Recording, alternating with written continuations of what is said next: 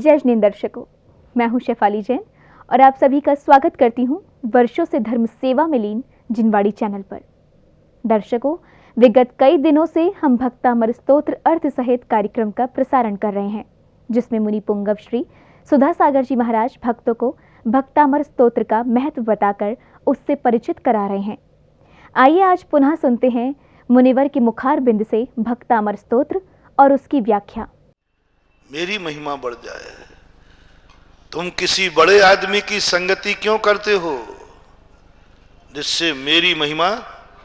अरे भाई, ये तो बहुत बड़ा आदमी है, इसकी तो बड़े आदमी के पास सीधी चलती है, इसकी गाड़ी तो सीधी राष्ट्रपति भवन में डायरेक्ट जाती है। तो बहुत 99% लोग बड़ों की संगति मात्र स्वयं को बड़ा बनने के लिए करते हैं, अपनी पोजीशन बढ़ाने के लिए करते हैं। अरे भाई, इससे तो बहुत आगे का व्यक्ति राष्ट्रपति सीधी बात कर रहा था। अरे भाई, ये तो बहुत आगे का व्यक्ति है, ये तो महाराज से मूलक की बात कर लेता है। मेरे तो महाराज के कमरे में जाके सटन्ना ढीले हो जाते हैं। कहते हो ना, आप लोग कहते हो, तुम्हें याद कर लेता हूं। और ये तो बिल्कुल ऐसे बात कर रहा था, इसका अर्थ है कि महाराज का विशेष कृपा पात्र है, उसकी इज्जत बढ़ गई। हम इसलिए तो गए थे भगवान के पास कि हमारी इज्जत बढ़ जाए, हमारा सम्मान बढ़ जाए। हम इसलिए तो गए थे मंदिर के लोग मुझे सब समझने लग जाएं। आहा, क्या बात है भैया। इसलिए गए थे हम मंदिर कि लोग मुझे सज्जन समझने लग जाएं, लोग समझने लग जाएं कि बड़ा अंदर से मैं सज्जन हूं नहीं, लेकिन कुछ दिखावा भी तो करना है जिससे लोग ये समझें कि बड़ा सज्जन आदमी है। देखो, बिना दर्शन के पानी भी नहीं पीवे, भोजन भी नहीं करे। लोगों के मन में कई लोग दान देते हैं, कई लोग उस दिन दान देते हैं जिस दिन उनके रिश्तेदार आते हैं। एक व्यक्ति कभी दान नहीं देता था और उसने दान बोल दिया, उस दिन बोली ली। लोगों में बड़ा ताज्जुब हुआ कि आज इसने दान कैसे बोल दिया। महाराज जी, आज तो बड़ा चमत्कार हो गया आपके प्रवचनों में। आपने तो रेत से तेल नहीं लगा रहा, पूरी चट्टान से तेल निकाल लिया। उन्हें क्या बात है महाराज, आज उसने दान दे दिया। आपके प्रश्नों का गजब का प्रभाव है, गजब का प्रभाव। आपके प्रश्नों से जब ये बदल गया, समझ लेना अब तो। मैंने कि अच्छा, वो बदल? हाँ महाराज, बदल गया, उसने दान की बोली ली। मैंने कि पता तो करूं जिसने मेरी इतनी महिमा बढ़ा दी। आज मेरे प्रवचन की सारे शहर में चर्चा है कि महाराज का गजब का प्रभाव है। देखो, वो बदल गया, देखो उसने दान दे दिया। पता किया तो पता चला कि उस दिन पंडाल में उसके बच्चे को देखने वाले आए थे।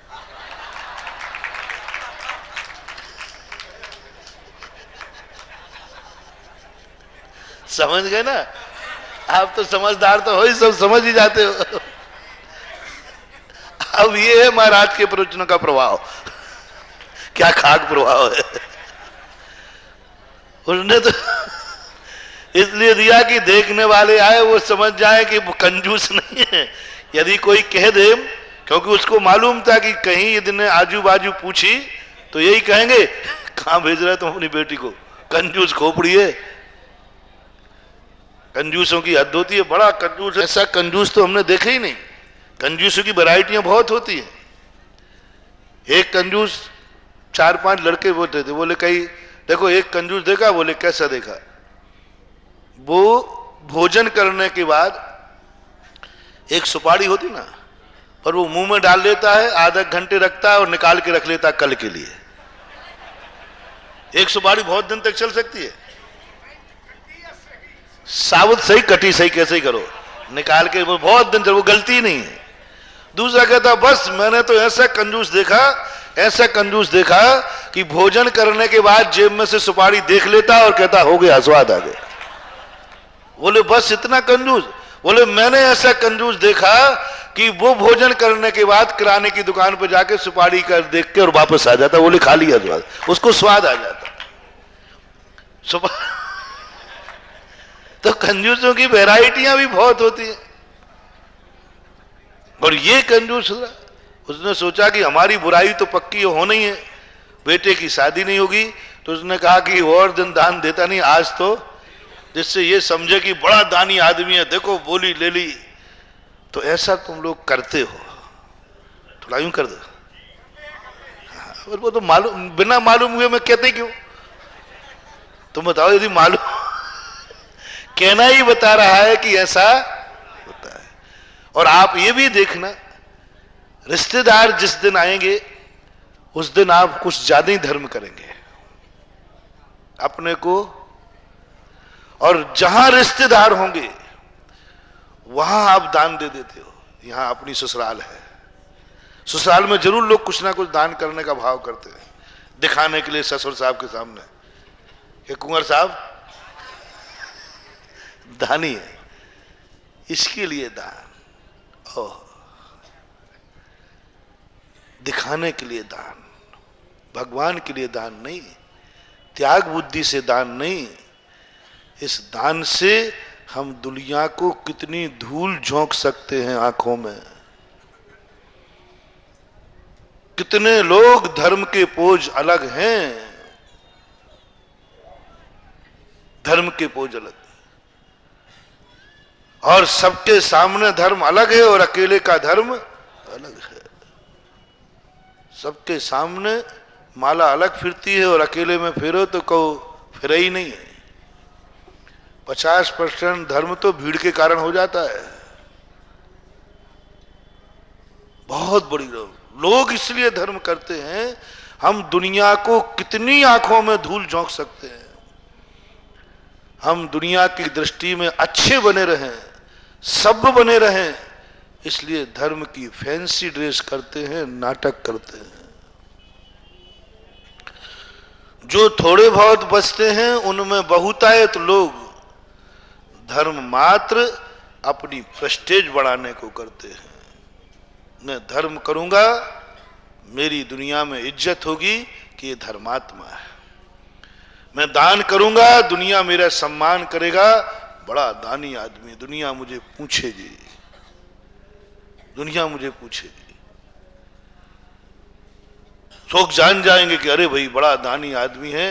कमरा नहीं मिलता हो तो एक आध बोली दान की ले लो, लोग कमेटी वाले कहते कमरा है आपके पास। कई लोग तो आचार्य पास कमरा लेते ही ऐसे, थोड़ा बहुत दान का लोभ दे करके फिर कमेटी उनके आगे पीछे घूमती है, बोले साहब आपको कमरा नहीं मिला क्या? तो वो कमरे के लिए दान देते रहते हैं। मंदिर में अपन आए, मंदिर में भी आए तो अपनी प्रेस्टीज बढ़ाने के लिए।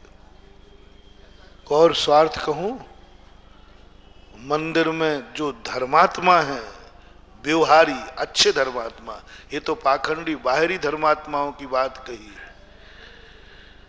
जो वास्तविक धर्मात्मा है, कल के प्रवचन की बात को मैं आगे बढ़ा रहा हूं, जो अच्छे धर्मात्मा, सम्यक दृष्टि धर्मात्मा, ये धर्म किस लिए आए भगवान के पास? हमारा कल्याण हो जाए। अच्छी की बात कर रहा हूं, बुरे की नहीं। हमारे पाप कट जाएं और हम संसार से ऊपर उठ जाएं और सिद्ध बन जाएं। इसके लिए आते हैं सम्यक दृष्टि, व्यवहार सम्यक दृष्टि। मुनि बन गए किस लिए? हमारा कल्याण हो जाए, हम मोक्ष चले जाएं। माला फिर ली इसलिए कि जिससे मेरे पाप कट जाएं, पुण्य बढ़ जाए। ये भी एक बहुत बड़ा स्वार्थ है। ऐसे लोगों का कल्याण तो हो जाएगा, लेकिन दुनिया उनका नाम लेना पसंद नहीं करेगी।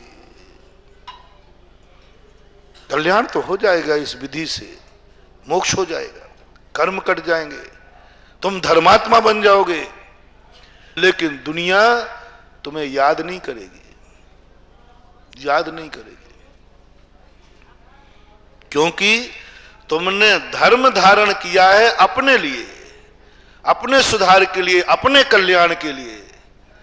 तुमने अपनी जिंदगी धर्म के लिए समर्पित नहीं की, धर्म को अपनी जिंदगी के लिए समर्पित करा लिया।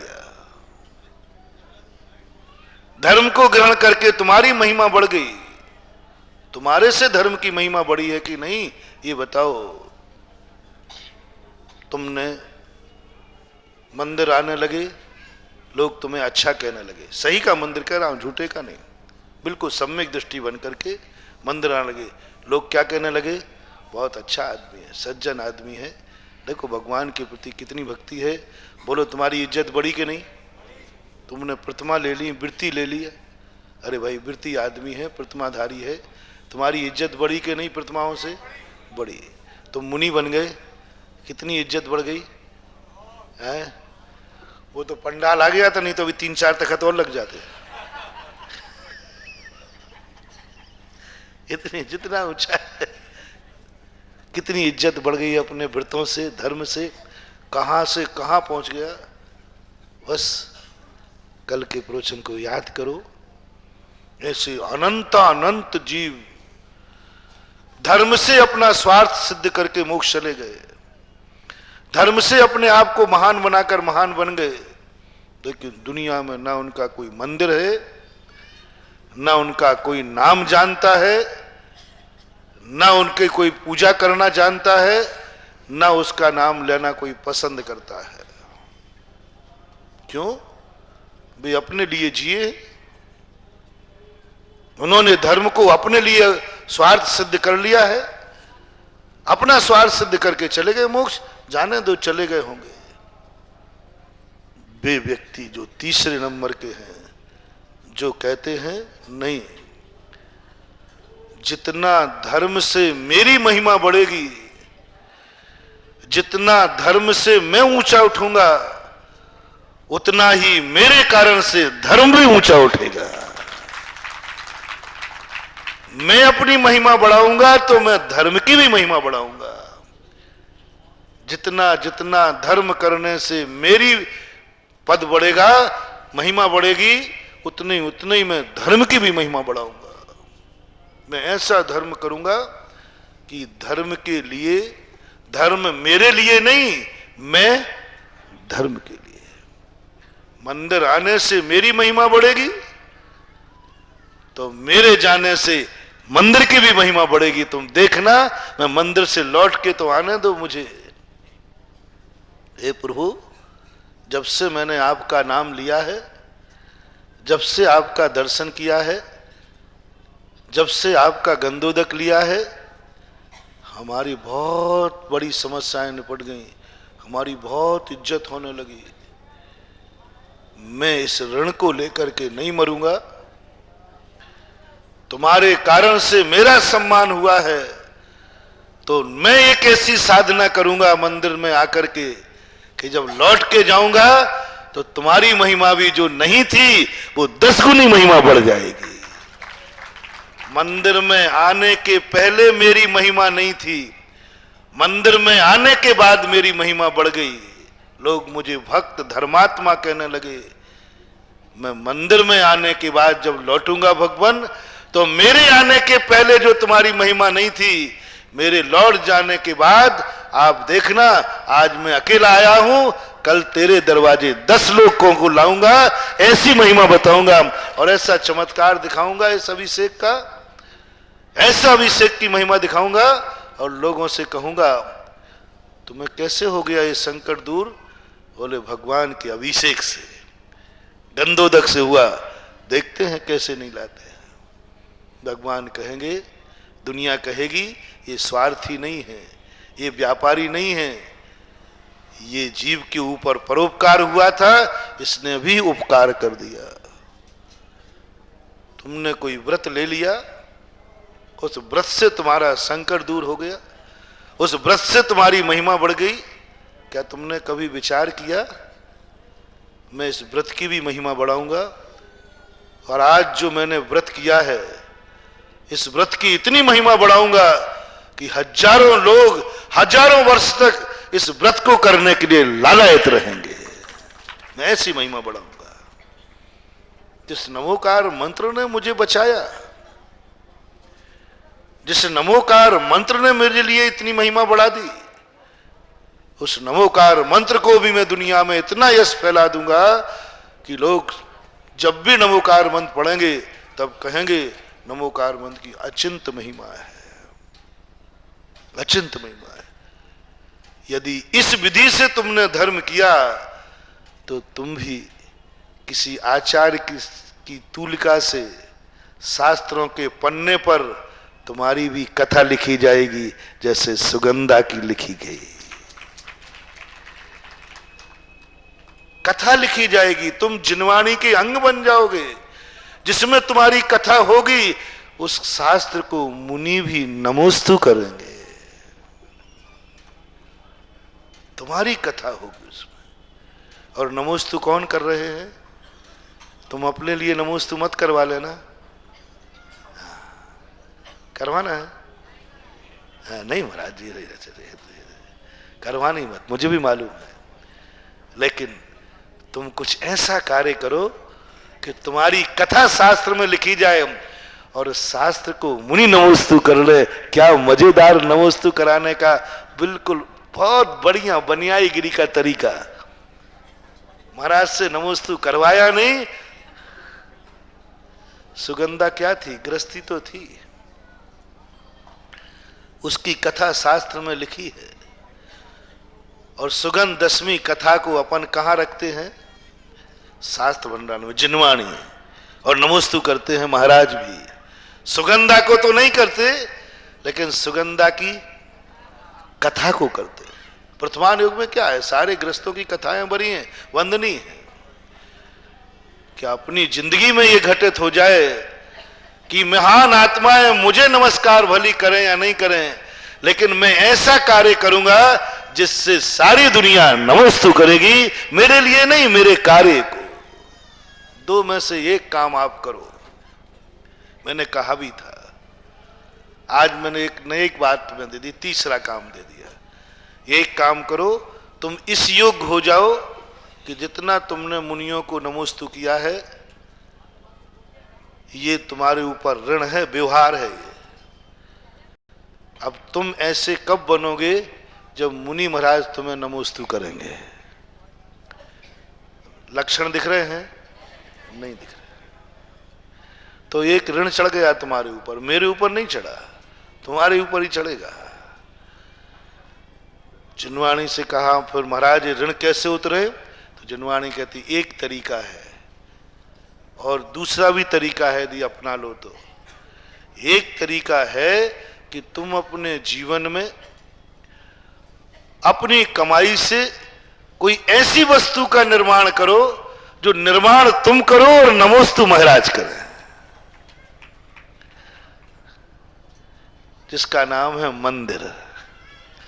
देखो बहुत जिनवाणी ने तुम्हें ऐसी कला सिखाई, चुक गया। अब मंदिर किसने बनाया भैया बताओ? आपने बनाया, आपके धन से बना। और उस मंदिर को नमोस्तु कौन कर रहे हैं?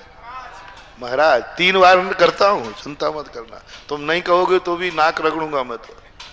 और तुम खड़े खड़े देखना, कोई बात नहीं महाराज, हमने अपने लिए नहीं करवाया लेकिन अपनी वस्तु के लिए करवाना, दोनों एक ही बात है।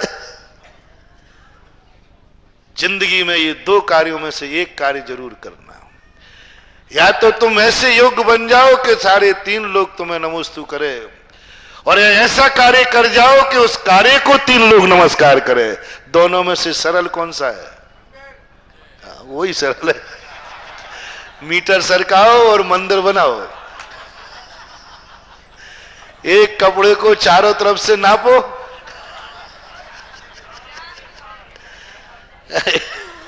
कामरा जी, एक कपड़े को चारों तरफ से नापो। 3 मीटर भगवान का, 1 मीटर तुम्हारा। एक कपड़े को चारों तरफ से नाप दिया, कमाई हुई, कितनी कमाई हो गई? 4 भगवान से कहा भगवान देखो हम कितने दातार हैं कि 4 मीटर कपड़ा बिका तो 3 मीटर का तो मैं दान कर रहा हूं। देखना कितनी होशियार कला बता रहा हूं। और 1 मीटर के लिए मैंने अपने खाने के लिए रख लिया महाराज, और कुछ ज्यादा नहीं किया, और 3 मीटर दे दिया। अब बताओ सुश्री बनिया ने क्या किया? कपड़ा था ही कितना?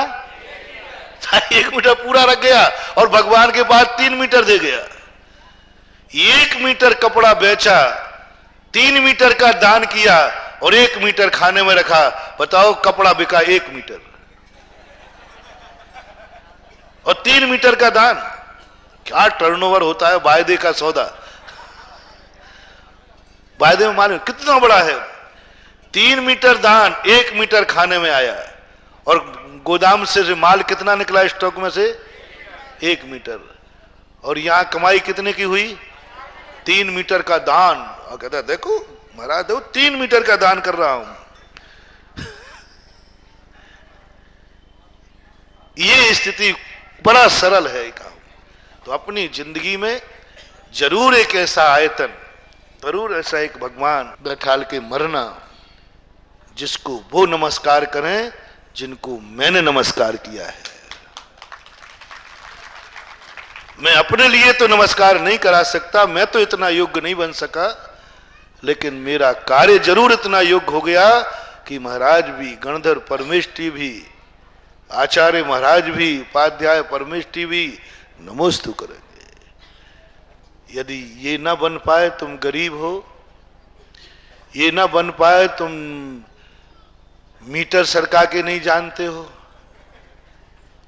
नहीं कमा के जानते हो, तो फिर एक दूसरा सरल तरीका है, तुम मंदिर बनाने के योग्य ही नहीं हो। समाज ने अयोग्य घोषित कर दिया, तुम्हारा दान ही नहीं लिया जाता, तुम मूर्ति नहीं बैठाल सकते, तुम मंदिर नहीं बना सकते, तुम्हारी समर्थ नहीं है मंदिर बनाने की, और समर्थ है तो बनाने का भाव नहीं है, तो तुम धर्म की कोई भी एक क्रिया, एक मंत्र ऐसा ले लेना, उसके साथ में तुम्हारी कथा जुड़ जाए कि इसने इस मंत्र की इतनी महिमा बढ़ा दी, इतनी महिमा बढ़ा दी, दुनिया में कोई नहीं जानता था इसको। जब से इसने ये व्रत लिया है, इस व्रत को दुनिया जान गई है। कल कहा था ना, सिद्ध चक्र मंडल विधान को कोई नहीं जानता था, लेकिन मैना सुंदरी के बाद तुमने ऐसा कौन सा धर्म किया है जिससे दुनिया नहीं जानती थी, तुम्हारे करने के बाद जानने लगी। उसका नाम नोट करो। बहुत सूक्ष्म बात है। अभी अपन ने ऊपर ऊपर की बात सुनी, धर्म करो धर्म करो, करने लग गए। तुम्हारी धर्म से पहचान हो जाएगी, हो गई पहचान, लेकिन हम धर्म की पहचान बने, है ना थोड़ा बात। धर्म हमारी पहचान बने और मैं धर्म की पहचान बनूं, बहुत अंतर हो गया। धर्म की पहचान, हमारी पहचान तो धर्म सदा बनता आया। हमेशा हम धर्म के नाम से दुनिया में जाने गए, लेकिन धर्म हमारे नाम से जाना जाए वो बात कुछ असाधारण ही है। नमोकार मंत्र हमारे नाम से जाना जाए, गंधोदक हमारे नाम से जाना जाए, व्रत नियम हमारे नाम से जाना जाए। यदि ये तुम्हारे मन में आ गया, संकल्प कर लिया, हे भगवान जैसी महिमा तूने मेरी बढ़ाई है, मैं भी तेरी महिमा बढ़ाए बिना नहीं रहूंगा। मैं ऐसी भक्ति करूंगा तेरी कि सारी दुनिया का एक दिन माथा नहीं झुकवाया तो मैं तेरा भक्त नहीं। सारी दुनिया तेरे चरणों में आएगी। भगवान कहेंगे बेटा कैसे आएगी जब मैं ही नहीं बुला पा रहा हूं। बोले आप नहीं बुला पाओगे, वो आपके बस की बात नहीं है, वो आपके बस की बात नहीं है। और आप प्रयास भी मत करना भगवान, नहीं तो बदनाम और हो गए। देखो ये भगवान अपने सबसे कह रहा है आओ मुंडी झुकाओ। तुम यदि नमस्कार की बात करोगे तो लोग बदनाम करेंगे जो हैं बेवर भाई। वो आप चिंता करो, आप तो चिंता मत करो, मुझे आशीर्वाद दो, मैं झुकाऊंगा। भक्त में ताकत है। जो भगवान अपनी चर्या से, अपनी साधना से, अपनी शक्ति से दुनिया को अपने चरणों में नहीं बुला सकते हैं, तो भक्त अपने भगवान के पास दुनिया को लाके खड़ा कर सकता है। ये गॉड गिफ्ट भगवान के पास नहीं है, भक्त के पास है। ये गॉड गिफ्ट गुरु के पास नहीं है, चेले के पास है। लाख उपाय करे गुरु, दुनिया उसे मानेगी कि नहीं मानेगी। लेकिन यदि चेला ठान लेगा तो गुरु जगत में पूज जाएंगे, ध्यान रखना। भगवान चाहे कितनी तपस्या साधना कर ले में, तो कोई भी उनको जाने ही नहीं, कोई नाम ही नहीं लेवे, कोई नाम ही नहीं लेवे। ज्ञान सागर कोई साधारण व्यक्ति नहीं थे, कोई छोटी मोटी हस्ती नहीं थे, ध्यान रखना। बहुत ज्ञानी तपस्वी थे, किसी ने नहीं पूछा, किसी ने नहीं पूछा। बहुत उन जैसा ज्ञानी जिसको देशभूषण महाराज ने, आचार्य महाराज ने अपने संग में भर्ती हुए चेले को, बताओ, हीरा सो रतन छोड़ दिया। देशभूषण महाराज के पास गया था ये रत्न, विद्याधर जो आज अपने पूज्य गुरुदेव हैं, उनके पास गया था, रत्न मिला था। और ऐसी बात नहीं कि देशभूषण पारखी नहीं थे, वो महाराज भी बहुत पारखी थे। उन्होंने इस रत्न को अपने शिष्यत्व दे सकते थे, कितना नाम होता उनका आज देशभूषण महाराज की जयकार बोल रही होती है। लेकिन उन्होंने कहा नहीं, ये रत्न योग्य जोहरी के हाथ में पहुंचना चाहिए। उस समय पूरे भारत के साधुओं में ज्ञान में यदि कोई बेजोड़ थे तो वो थे मुनि ज्ञान सागर महाराज। पूरे साधु मानते थे। वीर सागर महाराज के संग में अध्यापन कराते, दूसरा था ही नहीं जोड़, किसी के पास ज्ञान नहीं था, किसी साधु संघों के पास ज्ञान नहीं था। मात्र उस समय सबसे ज्यादा ज्ञानी माने जाते थे तो ज्ञान सागर। 4 संस्कृत महाकाव्यों सहित 30 ग्रंथ लिखे सृजेता। जब हमने उन पर विद्वानों की संगोष्ठी की, सब माथा टेक के रह गए कि इतने बड़े ग्रंथ कहाँ छुपे थे, किसने लिखे हैं, किसने लिखे हैं। 12वीं शताब्दी में वैष्णव में बाण भट्ट आदि जैसे महाकवि हुए, उनको भी पीछे छोड़ दिया, विद्वानों ने लिखित में दिया। किशनगढ़ संगीत में 125 विद्वान आए, कम से कम 30-40 विद्वान, अजंत प्रकांड विद्वान, वो देख के दंग रह गए और क्या फटकारा समाज को। और उन्होंने कहा मैं आप साधुओं को भी माफ नहीं करूंगा। बहुत क्रोध में बोले थे वो, मैं जैन समाज को माफ नहीं करूंगा और तुम साधुओं को भी माफ नहीं करूंगा। इतने बड़े साहित्य को तुम आज तक छुपा के रखे रहे दुनिया के सामने से, तुमने इसकी कोई कद्र नहीं की। इतना बड़ा साहित्यकार और ये जैन समाज ने इसका कोई मूल्य नहीं आका, दुनिया के सामने नहीं ला पाए। 12वीं शताब्दी के बाद पहला साहित्य जो किसी ने लिखा था, उनका चेहरा भी मुझे ध्यान आता है जब उन्होंने जैन समाज को और साधुओं को नकारा था, ललकारा था। इतनी बड़ी निधि को माटी में डाले रहे, ऐसी निधि थी, ऐसा ज्ञान था, इतने बड़े ज्ञान के साथ। और क्या दुर्दशा थी ज्ञान सागर महाराज की, सुनो। ये तो हुई ज्ञान सागर महाराज के ज्ञान की, ये तो हुई उनके ध्यान की, ये तो हुई उनकी चर्या की, ये तो हुई उनके गुणों की बात। इतने गुण महान थे। अब सुनो ज्ञान सागर की क्या दशा थी, उनके साहित्य की क्या दशा थी। जिस राणोली में जन्मे, मैंने जयपुर में 94 में एक बात कही कि भाई यहां कोई जयपुर में राणोली का है, तो कई महाराज हैं, तो तुम्हारे यहाँ एक ज्ञान सागर महाराज हुए, उनको जानते? बोला राणोली का तो मैं हूं, लेकिन ज्ञान सागर हुए हैं उनको मैं नहीं जानता। तो बताओ ज्ञान सागर को अभी कितने से समझ गए? यानी गांव के लोग नहीं जानते, गांव के लोग नहीं जानते।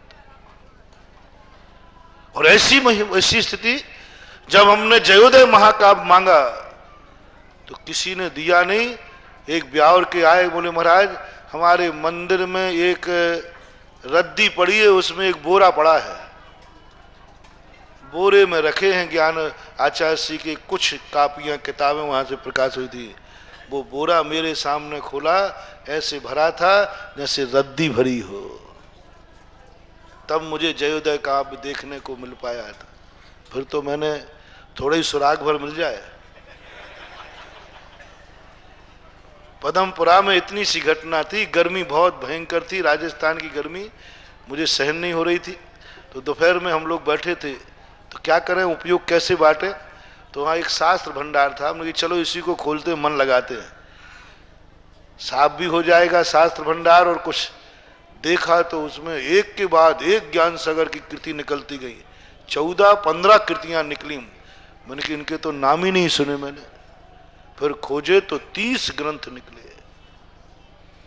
अब ऐसे महाराज जिनको कोई नहीं जानता था, और वे कितने ही प्रयास कर लेते, कोई पूछने वाला नहीं था ज्ञान सागर को। लेकिन एक चेले ने क्या कर दिया है, सारे नाम दुनिया में, आज विद्यासागर दुनिया में पूज रहे हैं, तो पूज्यवर ने ज्ञान सागर को भी दुनिया में पूजा दिया। इसका नाम है शिष्य। अभी तो वो कहाँ राजा भोज, कहाँ गांगू तेली, अभी वो नहीं पहुंच पाऊंगा। मैं तो गुरुवर की बात कर रहा हूं। शिष्य ने सारे भारत में आज ज्ञान सागर को स्थान दे दिया। यानी आज ज्ञान सागर की पहचान बन गए हैं विद्यासागर। यानी गुरु की पहचान बन गया चेला। चेले की पहचान तो गुरु हमेशा ही रहते हैं। किसके चेले हैं ये? अच्छा, उनके हैं, ठीक है, आइए साहब। लेकिन किनके गुरु हैं?